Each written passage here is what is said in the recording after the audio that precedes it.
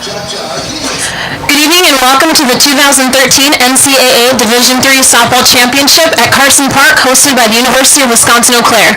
In the third game of the first round, Tufts University defeated the University of Texas at Tyler by a final score of 6-0.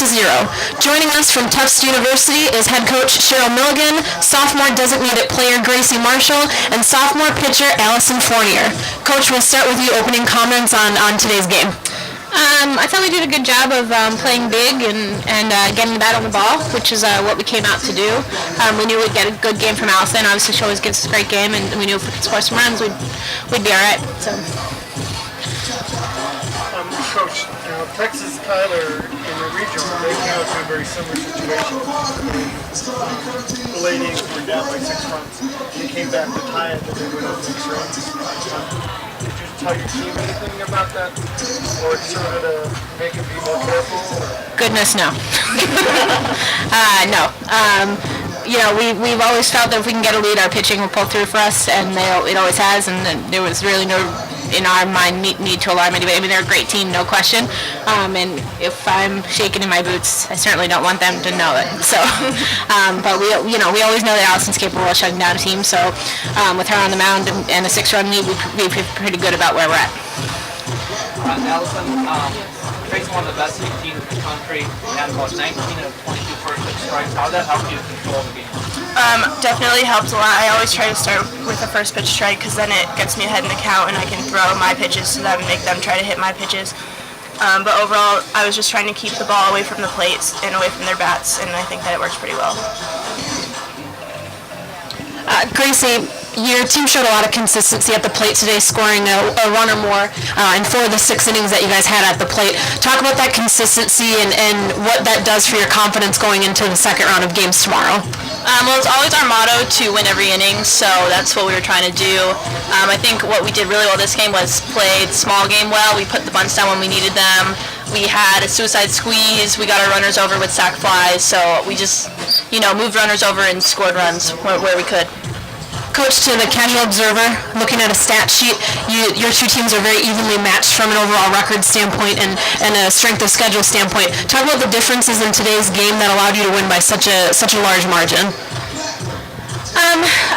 I think it's pitching and, today it was certainly defense as well. I thought we played great defensively, didn't make too many mistakes out there, didn't certainly put extra runners into scoring position, which, is key, I think, in big games.